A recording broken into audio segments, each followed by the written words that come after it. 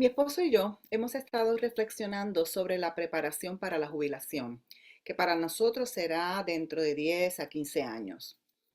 Ya saldamos nuestras deudas, excepto por nuestra casa. Nos reunimos con un asesor financiero para crear un plan y recibir asesoramiento sobre cómo hacer cambios en nuestra IRA o seguro de vida, entre otras cosas. Además, crearemos un fideicomiso para beneficio de nuestra hija y así sucesivamente.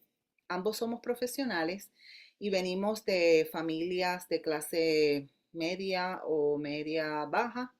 Entonces, tenemos el dinero que hemos ahorrado en nuestra cuenta de ahorros de alto rendimiento y la mayoría de ustedes probablemente a lo mejor ya han resuelto ese tipo de cosas porque a lo mejor están en edad de jubilación y ahora están viviendo con los ingresos que planearon para su edad de jubilación.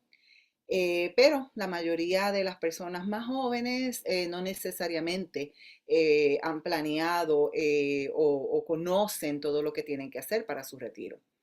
Eh, si usted o yo recibiéramos una cantidad de dinero grande como una herencia o nos ganáramos la lotería, sabríamos qué hacer con ella. Recuerdo haber escuchado un taller hace muchos años y una de las personas que estaba dirigiendo el taller decía que la mayoría de las personas que ganan dinero con la lotería, de la misma manera que ganan el dinero, también lo pierden. Ellos estaban explicando que esto es así porque estas personas viven cheque a cheque con su sueldo y no saben qué hacer con una cantidad así enorme de dinero, si por ejemplo ganan la lotería o un premio, porque no vienen de familias de dinero, sino que pues son personas, como dije, asalariadas que viven eh, con cheques, ¿verdad? Con sueldos y no conocen cómo invertir o gastan pues de la misma manera que gastan su salario, gastarían un premio de la lotería de esa índole. Quizás se compraran una casa enorme o vehículos caros o regalarían dinero a sus familiares y cuando abren los ojos pues ya no tendrían nada. Si procedieran de familias con dinero, a lo mejor sabrían, ¿verdad?, cómo invertir y vivirían de las ganancias de sus inversiones. Si usted o yo recibiéramos una cantidad de dinero grande o cuantiosa, una herencia, ¿pensaría usted qué hacer con eso en algún momento de su vida? ¿Qué hacer con una cantidad de dinero así? ¿Cómo programarlo? Y a lo mejor ustedes me dicen hoy, ay, ¿por qué la pastora está hablando de esto? ¿Qué tiene que ver eso con la Biblia? El texto de hoy habla de una herencia. Se encuentra en Efesios. En la epístola de los Efesios es el 10º libro del Nuevo Testamento y según su texto, la carta fue escrita por el apóstol Pablo, es atribuido por apóstol Pablo tradicionalmente y los cristianos así pues lo aceptaban. La tradición decía que el apóstol Pablo escribió esta carta entre los años 62 después de Cristo, cuando estaba en prisión en Roma. Esto aproximadamente sucedió también con la epístola de Colosenses y con la epístola a Filemón, los cuales parecen tener puntos parecidos a Efesios. Sin embargo, muchos eruditos han cuestionado la autoría de la carta y sugieren que la escritura fue hecha entre los años 80 y 100 después de Cristo.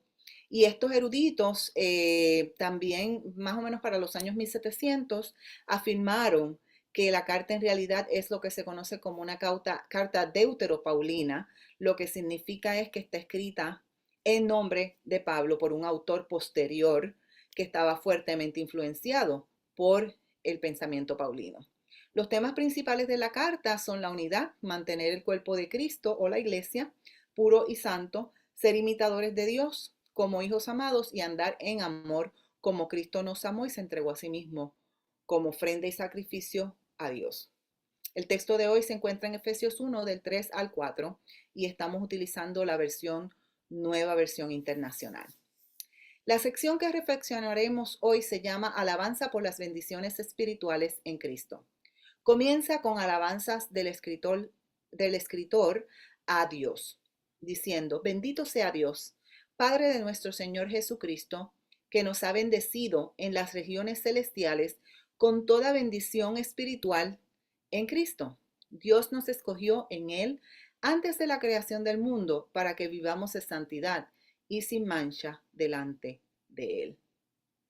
Así que es un texto que comienza con una alabanza y glorificación a Dios. El autor está invitando también a conocer la misericordia de Dios y por eso poder alabarle, poder adorarle, poder darle toda la honra y gloria a Dios. Entonces, dice el texto en ese momento, en amor, nos predestinó para ser adoptados como hijos suyos por medio de Jesucristo, según el buen propósito de su voluntad, para alabanza de su gloriosa gracia, que nos concedió en su amado. Así que este autor, contrario a Pablo, habla de la adopción, de que somos hijos adoptados, pero confirmando lo que Pablo dice en otras cartas, habla mucho de la predestinación. Todos estamos destinados a ser salvos, según el autor.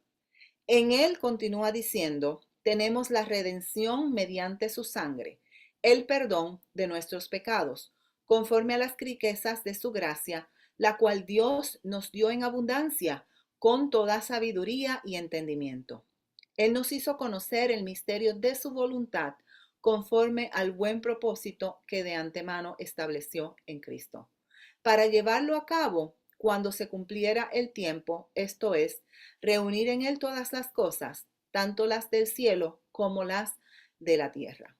Así que el autor del texto nos está hablando sobre este maravilloso plan de Dios, que por gracia dio su vida en Cristo por la rendición de nuestros pecados. Por su sangre fuimos perdonados. Por su sangre y por su gracia hemos sido amados.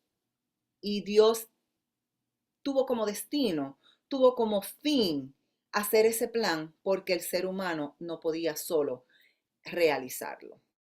Dios en su misericordia nos eligió a todos los seres humanos, según el autor, para tener vida eterna. ¿Por qué? Porque somos creación de Dios y Dios quiere que estemos eternamente con Él en su reino. Sin embargo, a causa de nuestro pecado hemos sido separados de la gracia. Recordemos, por ejemplo, el texto en Génesis, la historia de la creación, cuando Adán y Eva tomaron el fruto del árbol de conocimiento, ¿verdad? El deseo de conocimiento los llevó a ellos y a la humanidad a la desobediencia. En la escritura vemos también que el pueblo de Dios pasó de temporada en temporada y Dios tiene que entonces intervenir con este plan. Por ejemplo, podemos recordar la historia de Moisés, el cual Dios lo escogió para que sacara a su pueblo de la esclavitud. Entonces recordamos cuando Dios en ese proceso ayudó, escogió a Aarón para ser el sacerdote, ¿verdad? Y entonces utilizaron sacrificios. Había que escoger un corderito sin mancha alguno, un corderito limpio y sacrificarlo. Y la sangre fue la que se usó, untó en los dinteles de la puerta para proteger a los primogénitos y luego también la sangre se utilizaba para el perdón de pecados. Luego de venir de haber esa temporada en la cual se utilizaban estos sacerdotes y estos sacrificios, viene la época de los profetas y entonces vemos ahí a Samuel, que es un escogido y es un profeta, el que unge entonces al rey David. Y David se convierte pues en el rey, ¿verdad? Y después viene Salomón y así sucesivamente. Finalmente, ante todos estos diferentes procesos de cómo alcanzar la eternidad, Dios se da cuenta que no se puede alcanzar la salvación por nosotros mismos. Los seres humanos somos incapaces. Los seres humanos porque venimos ya con esta falla de desobediencia, ¿verdad? De Adán y Eva. Entonces, no podemos por nosotros mismos. Y entonces es donde Dios eh, eh, interfiere o crea el proceso de la gracia. Dios entonces crea el sacrificio mayor. Ya no hay que usar un corderito. Jesús se convierte en el cordero pascual. Jesús se convierte en el instrumento, el puente para ser sacrificado por nosotros y traer salvación y vida eterna. Dios vio al ser humano y a su incapacidad, aun siendo parte de su creación, no como hijos adoptivos, sino como sus hijos. Somos los hermanos menores de Jesús. Entonces Dios crea ese sacrificio, el cual es utilizado como puente para la salvación. Luego el texto entonces, el autor continúa diciendo, en Cristo también fuimos hechos herederos, fuimos predestinados según el plan de aquel que hace todas las cosas conforme al designio de su voluntad, a fin de que nosotros, que fuimos los primeros en poner nuestra esperanza en Cristo, seamos para alabanza de su gloria. En él también, cuando oyeron el mensaje de la verdad, el evangelio que les trajo la salvación. Este mismo versículo que está presentado aquí en la versión, nueva versión internacional, la Reina Valera lo dice de la siguiente manera. En él asimismo participamos de la herencia, pues fuimos predestinados conforme a los planes del que todo lo hace según el designio de su voluntad. Así que vemos dos versiones utilizando la palabra herencia, pero también vemos utilizando la palabra escogidos. Según el software de traductores Accordance, la palabra para definir herencia en griego, eklirotimen, es un verbo que también significa herencia, pero no solo eso, sino recibir por sorteo o elegir. Así que muy bien, ambas versiones están traduciendo porque una habla de escoger y la otra habla de herencia. Y este verbo entonces está refiriendo lo que el autor quiere decir. Dios nos eligió para recibir esta herencia, la herencia de la salvación. Es una herencia que no es de dinero, como hablábamos al principio, es una herencia de vida eterna, es una herencia más profunda, es vivir en el reino de Dios para siempre. Esta herencia es la mejor que podemos tener, mejor que una casa salda, mejor que cualquier cantidad de dinero, ¿verdad? El autor termina luego diciendo que la única condición para ello, para recibir esta herencia, es creer. Veamos. Y lo creyeron, fueron marcados con el sello, que es el Espíritu Santo prometido. Este garantiza nuestra herencia hasta que llegue la redención final del pueblo adquirido por Dios para la alabanza de su gloria. Así que esa es la invitación, a creer para recibir la herencia prometida. Porque vamos a ser marcados, hemos sido marcados con el sello del Espíritu Santo prometido. Así que también hemos obtenido esta herencia. Es una garantía que va más allá de lo que tú y yo podamos anhelar. Nosotros también hemos obtenido una herencia. Alabado sea el Señor, porque Dios es un buen Padre. Dios es bueno con nosotros. Al acercarnos a la mesa hoy, te invito a que demos gracias a Dios por el cuidado que todos recibimos. Reflexionemos sobre el amor y la misericordia de Dios para todos los que creemos. Es la única condición, creer. Y creer en ese plan de salvación tan poderoso que ha sido creado por nuestro Dios. Reflexionemos sobre seguir estas enseñanzas de Dios y practicar su misericordia con los demás.